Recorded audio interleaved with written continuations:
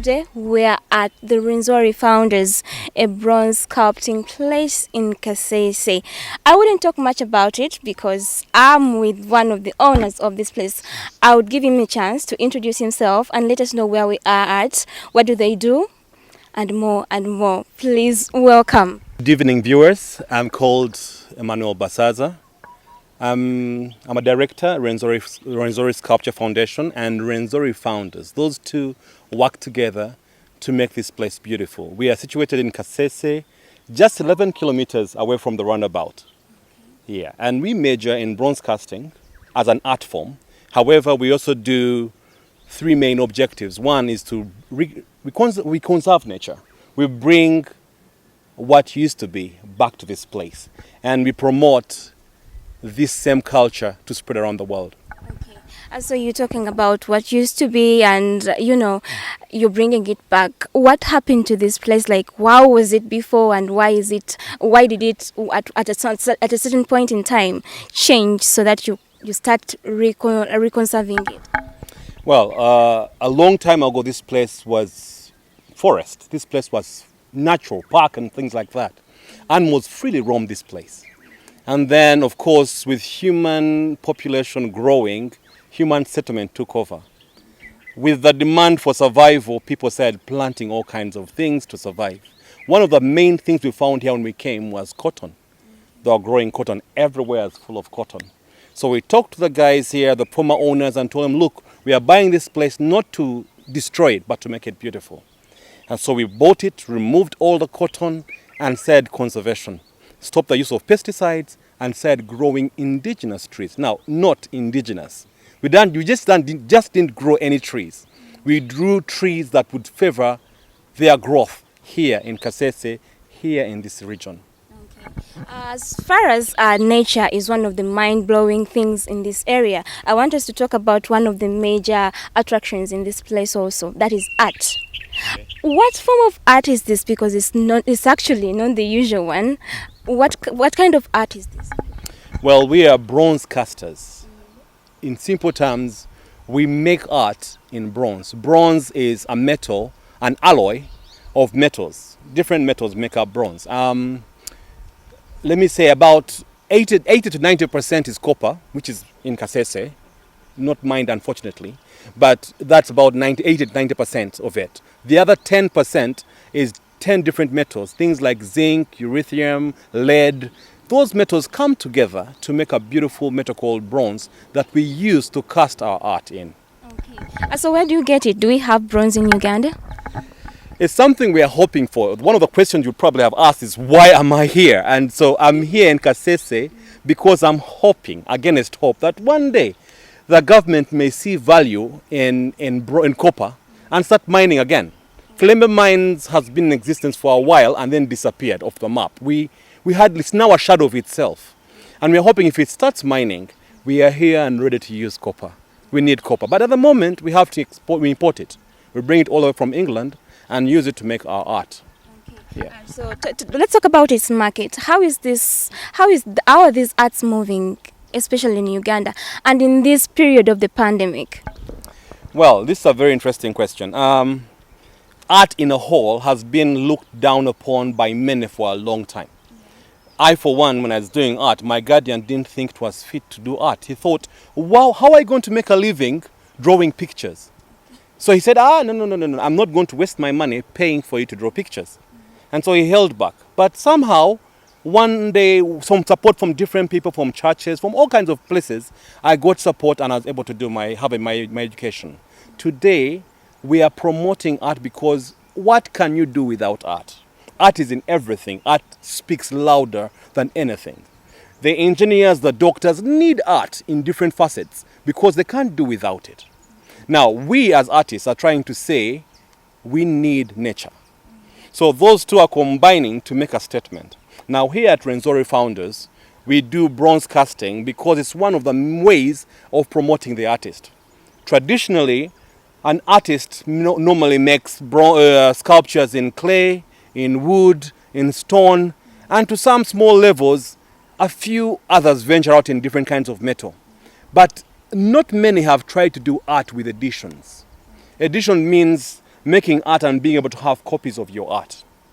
Now, bronze casting allows that opportunity, allows the artist to have a sculpture, and then we make an edition of it. We make copies of this sculpture.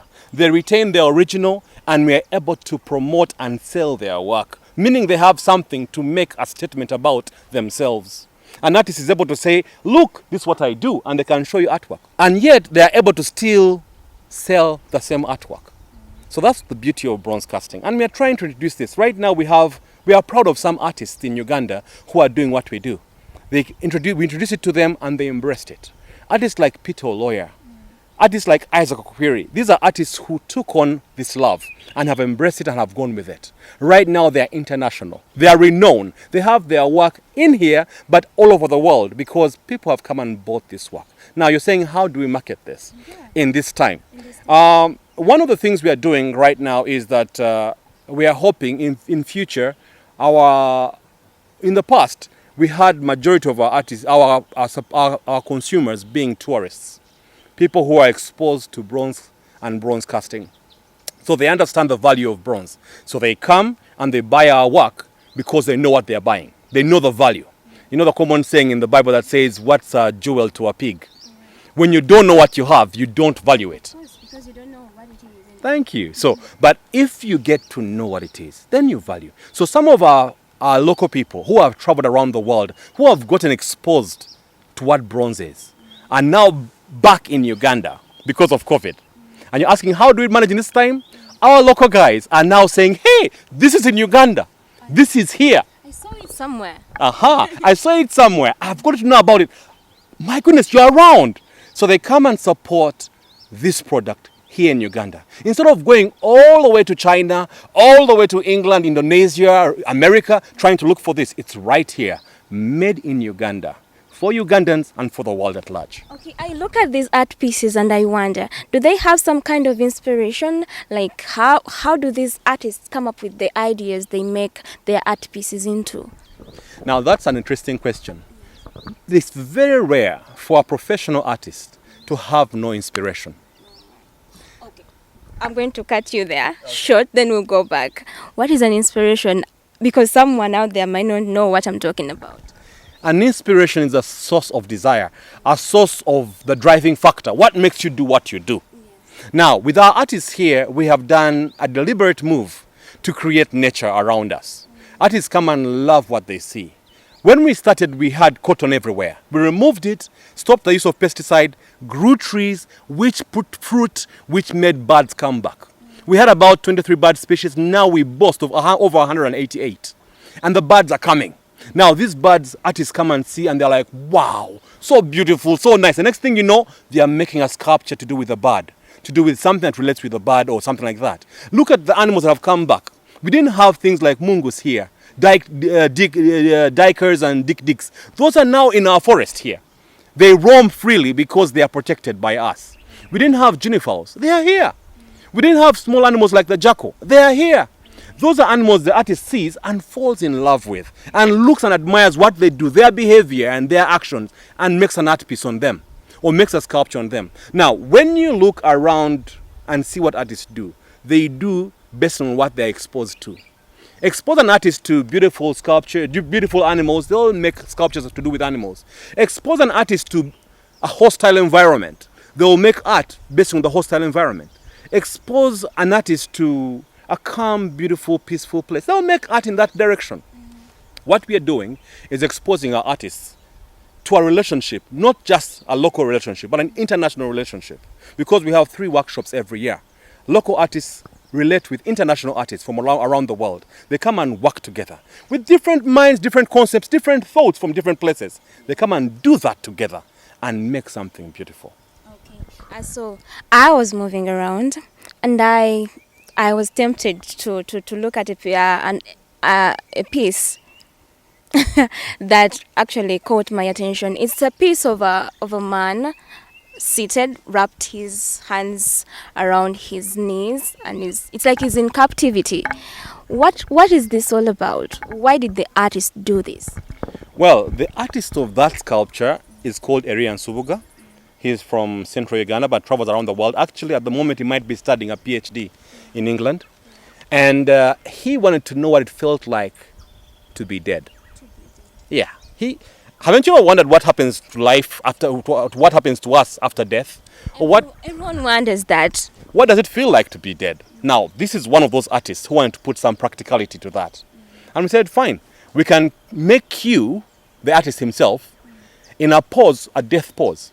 Now, the pose you're talking about is actually a death pose by the Bakonjo chiefs a long time ago.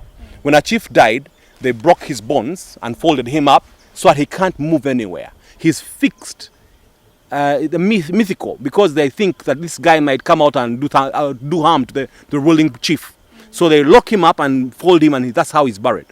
Now, we also folded this guy and made a sculpture of him. Part by part, we made a mold of him.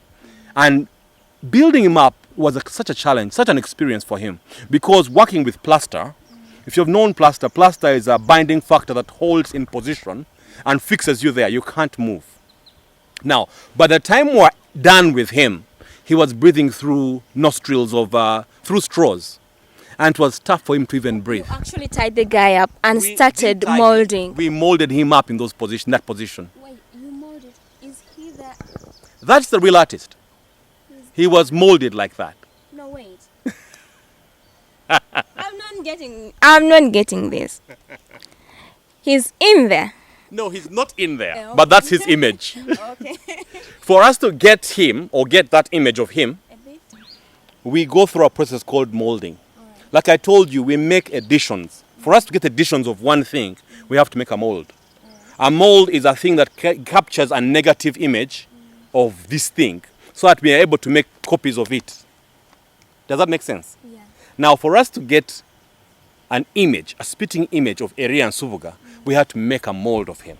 So he used to come every day for about a week. He would come and pose in the same pose. We make him enter the mold again, dress him up the mold, the parts we have already finished making, and do another piece. Stage by stage, until eventually he was all locked up in a mold, leaving only his head. Then we turned the mold round and worked on his face, with him breathing through straws. Do you understand that? I understand it. So by the time we're done with doing that, him breathing through straws, we open the mold. So every day we do a part and open the mold. He goes away. The next day we come and make him sit in the same positions, lock the mold, and carry on with another part. And eventually we're done with everything, left with the face. And the face is what was daring for him. Remember, plaster is mixed with water and sets with time. If you're breathing, for example, and I put plaster here, and you breathe, it goes in.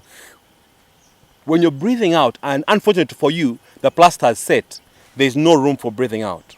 Meaning it sets like that, and you're in that position. That's how dangerous it can be. So we're telling him to make sure he keeps his tummy out as much as possible, which will allow him to breathe more. When he breathes in, the plaster is set in a higher position to allow him to keep on breathing. So we did that eventually, and also got to his face and also did the face. So he said he felt what it was like to feel dead, because as the plaster set, it locked in and he was only having his nostrils to survive. 2 straws.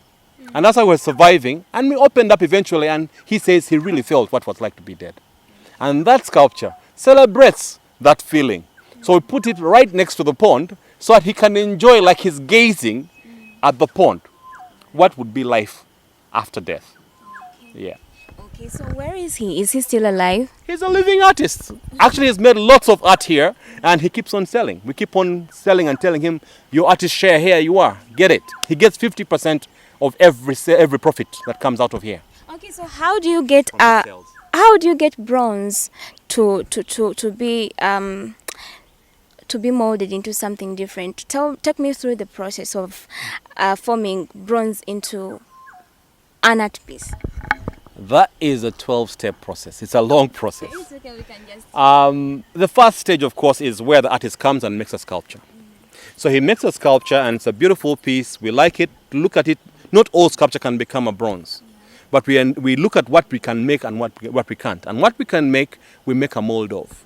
Molds can be in various stages. We can make molds of rubber, molds of plaster alone, sand molds. Any molds can work. But we make that mold, and after making the mold, we open it up and paint wax into it. Now, the method we use here is called traditional lost wax casting. meaning we have to lose the wax to be able to gain the bronze. Yeah? So we paint this wax into this mold, get the image in wax form, put runners and feeders onto it. Runners and feeders are points of exit and entry for bronze. You know, if you think about a jerrycan and you're pouring water out of a jerrycan, it can't comfortably pour water without a hole. So it does that thing of yeah? The reason is water and air are fighting. If you want to have bronze do that, you're committing suicide, because bronze is poured at 1,200 degrees Celsius. It's very hot. So you don't want to play around bronze and does that near you. Because if it does, you might die. So to avoid that, you create a situation where you have risers to allow the air to escape while the feeders allow the bronze to get in. Yeah? So when that is happening, you create those risers in wax as well. Then you cover the whole thing again in a plaster mix. That mix becomes like a ceramic shell that holds the whole image, both the sculpture and the risers and the feeders, and a cup on top of it. That's what you take to the kiln. A kiln is where you fire, you know, you've heard of a tanuru, where you fire bricks. Now for us, we transform that, modernize a little bit, so that you can have a part which is an oven. So you put your sculptures in there and the fire can go in, go around and fire the sculpture and go it out through a chimney. Now, as it does that, at a certain point in time, the temperatures are just right to allow the melting of the wax. The wax melts out of the sculpture, leaving a spitting image of the sculpture that will be filled with bronze. Yeah? So after firing it and it's nicely fired, maybe say if it's very big, a few days. If it is small, maybe 2 days, 24 hours, night and day. Now, when you're done with that, you get that out and do what the Egyptians do. You mummify. Mummifying is a bit like... Tying a bandage around. That's it. You get a sackcloth, you put plaster and wrap it around. Literally to hold everything in place. You don't want any movement. Remember, the wax is out now. So there's a space. Any movement means the change in the sculpture you're trying to make. So when you hold it in place, you're doing it justice. So you hold it in place and take that to a place for the fire, for the pour. A pour is where you melt the bronze and pour it into the mold, the investment. So melting the bronze is also another experience altogether. You use a crucible and a furnace, you fire it up and you melt the bronze. At 1,200 degrees, it's molten. It's like beautiful orange hot porridge. Now that one is carefully poured into the mold using a guy they call a dead man and a poor man. Those ones pour that into the mold. When it's full, give it a day of rest, then break it up, and you have a beautiful sculpture to metalwork. When you metalwork that one, when you're happy with the piece, by removing all the risers and feeders, remain with the sculpture, clean it up with tools, and when you're happy with it, you do what the last stage is called patination. Patination is adding color, depending on what the artist desires, to make this piece look beautiful in the direction of the artist. Why is your logo a porcupine? It's not a porcupine. It's actually a pangolin. A pangolin is one of those treasured animals in the Baganda clan. It's a lugave. A Muganda will agree with me that right now it's running extinct. It's not as beautiful as it used to be because you don't see it that often. Why? A long time ago, guys just ate the things freely. The Baganda are wise guys. Those who are lugave, they stop eating the thing. Instead, they protect it. That means it gives the lugave, a pangolin, a chance to survive. And that way, we today can still be able to see a glimpse of it. Now, the question is, why are we a pangolin? Yeah, why are you a pangolin? Now, a long time ago, our directors or trustees used to live in Uganda. And one of the things that happened is that this guy, Rungwe Kingdom, is a tall guy and for some reason was given the clan. He was called Lugave. Yeah? He was first called Rungwe, which is after a name in one of the mountains in Tanzania, and then called Lugave by the people of Uganda. And when he went to England and started his companies, one of the companies he created was called Pangolin Editions. That company was doing bronze casting. Eventually, he comes back to Uganda, wanting to give something back to us in Uganda. And he interviews us, me and a number of people, about 80 people. Out of the 80, 3 of us qualify. And those 3 are taken to study abroad for 3 years. We study and we come back to bring this, what you see around us. as Rwenzori founders. And we became the walking pangolin because in England, his logo is a crotched pangolin. The pangolin that is, when it's threatened, it coils. It goes around. That's it. So now it is out and walking, and that is us. We are creating the legacy of the pangolin that is in England that's crotched. We are trying to make sure that survives here in Africa. So let's talk about this place as a conservation place. Why choose conservation? Why choose the trees? Why choose nature instead of creating an empire of accommodations and what this is a tourism center? Well, how else to survive? People forget when you're fishing, for example, you need to know when to stop. Otherwise, you'll run out of fish. If you fish everything, including the babies, you run out of fish and therefore you'll starve eventually.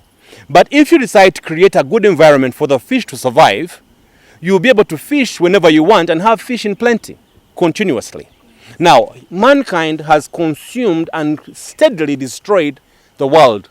And the world over, we are being warned about global warming, about, one of the things that threatened us the most is that we're told Uganda, particularly here in the West, in the next 20, 30 years, we might be semi-arid. Meaning we won't be seeing this beautiful thing if we don't do something about it. Now, for us, our argument is every little helps. However small, it helps. So we're saying in our small place, in our small haven, it's about 60 to 80 acres. Let us make a difference. Let us plant the trees. Let us stop the use of pesticides. Let us manage and rewild this place. Let it be beautiful and make a statement. And slowly, one by one, other people will pick a leaf. And what we have done is we introduced what can grow here. Don't just grow trees. Many guys have grown trees like eucalyptus and pine and all these trees. It's not bad. But where are you growing it? What effect does it have on the environment? So we are choosing trees that can support the environment, not destroy the environment. We don't want to put a tree here for business. We are putting it here to make sure even the one who is growing his cotton, the one who is growing his coffee, the one who is growing their food are growing it because this tree is supporting them. Okay. So we are trying to create an environment to make sure there is sustainability. Tomorrow, God willing, 10, 20, 30 years from now, if this message spreads as we hope it spreads, we might have many Ugandans growing trees alongside their crops, growing trees in the boundaries of their places. So that these trees, together with the nature, allow rain to come back, allow nature to come back. This place, people have commented that when you come from wherever you're coming from, as soon as you branch in, there's a difference in the feel. Yeah. It's cooler. It's more beautiful. It's homely. It's a healing place. I don't know if that makes sense, but actually nature heals us. When you relate with nature, you're bound to get healed. Now, why are we doing this? Because we are trying to be a beacon. We are trying to say, guys, we are ambassadors. We are going to grow the trees. You see us do it, see the example, and take after us when you see the benefits of it. Today, our artists are doing a lot of art, being inspired by what they see. Today, we are making a park that's working with nature, not against nature.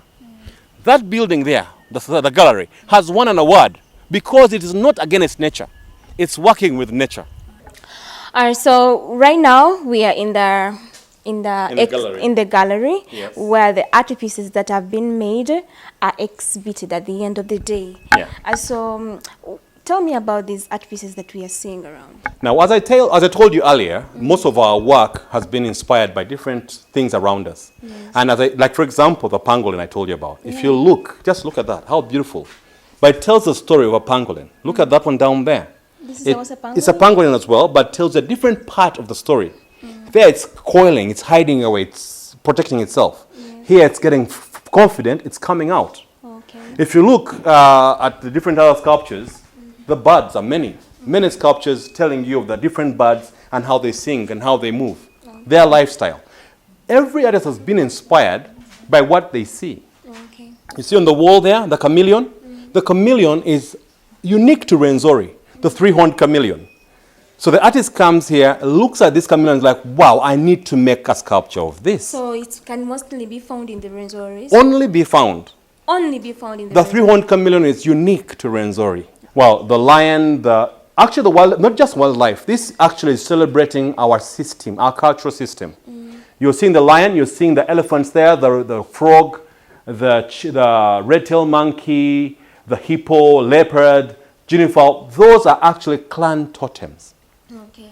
So where do I take these at the end of the day? Well, I bought it. Okay. Yes. If I bought it, where do I take it? A number of places. It's unlimited.